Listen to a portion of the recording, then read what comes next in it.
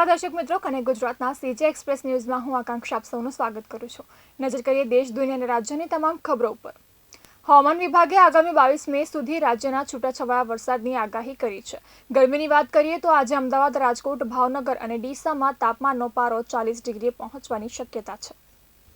સુરતમાં સિક્યોરિટી એજન્સીના માલિકનું અપહરણ કરાયા બાદ હત્યા કરી દેવાતા ચકચાર મચી છે। અપહરણ થયા બાદ અપહરણકારોએ પરિવારજનો પાસે 3 કરોડ રૂપિયાની ખંડણી માંગી હતી। 16 મેના રોજ મીઠી ખાડી વિસ્તારમાંથી ચંદ્રભાન દુબેની 2 ટુકડામાં કોથળામાં પેક કરેલી લાશ મળી હતી।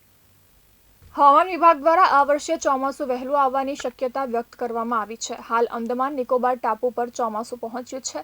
કેરળમાં પણ 27 મે સુધીમાં પ્રવેશવાનું અનુમાન લગાવવામાં આવ્યું છે, જેને પગલે હવે ગુજરાતમાં પણ ચોમાસું વહેલું આવવાની શક્યતા છે।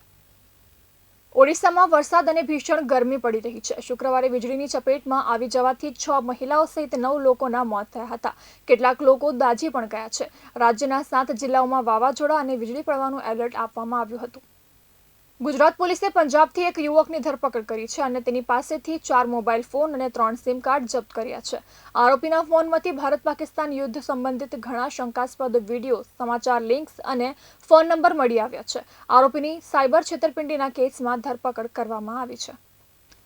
દિલ્હી એનસીઆરમાં જોખમી સ્તરે વાયુ પ્રદૂષણ પહોંચતા શુક્રવારે ગ્રેડેડ રિસ્પોન્સ એક્શન પ્લાન 1 લાગુ કરવામાં આવ્યું છે। ગ્રેપના માધ્યમથી પ્રદૂષણને દૂર કરવા માટે સમગ્ર દિલ્હી એનસીઆરમાં ઠોસ પગલાં ભરવામાં આવ્યા છે। ઇઝરાયેલે શુક્રવારે યમનના હુથીના કબજા હેઠળના પોર્ટ પર ભયાનક હવાઈ હુમલો શરૂ કરી દીધો છે। હમાસ બાદ હવે હુથીઓનો ખાત્મો બોલાવવા ઇઝરાયેલે સોગંદ લીધા છે। ઇઝરાયેલે ગાઝામાં ફરી એકવાર તબાહી મચાવી છે। અમેરિકાના પ્રમુખ ડોનાલ્ડ ટ્રમ્પની પશ્ચિમ એશિયાની મુલાકાતના સમાપન સમયે શુક્રવાર સવાર સુધીમાં ઇઝરાયેલે ગાઝામાં 64 લોકોને મારી નાખ્યા હતા। કતારની રાજધાની દોહામાં દોહા ડાયમંડ લીગ રમાઈ રહી છે, જેમાં ભારતના સ્ટાર નીરજ ચોપરાએ 90 મીટરથી દૂર ભાલો ફેંકી ઇતિહાસ રચ્યો છે। નીરજ આવું કરનાર પ્રથમ ભારતીય જેવલિન થ્રોઅર બની ગયો છે। 2023માં સ્ટ્રીમ થયેલી સોનાક્ષી સિન્હાને પોલીસ અધિકારી તરીકે ચમકાવતી દહાડની પહેલી સિઝન સફળ રહી હતી। હવે આ સિરીઝની બીજી સિઝન દહાડ 2 પ્લાન કરવામાં આવી છે। ટૂંક સમયમાં આ સિઝનના અન્ય કલાકારોની જાહેરાત પણ કરવામાં આવશે। તો આ હતા કનેક્ટ ગુજરાતના આજના સીજી એક્સપ્રેસ ન્યૂઝના સમાચારો અને વધુ અપડેટ માટે તમે જોડાયેલા રહો કનેક્ટ ગુજરાત સાથે। ત્યાં સુધી મને રજા આપશો। નમસ્કાર।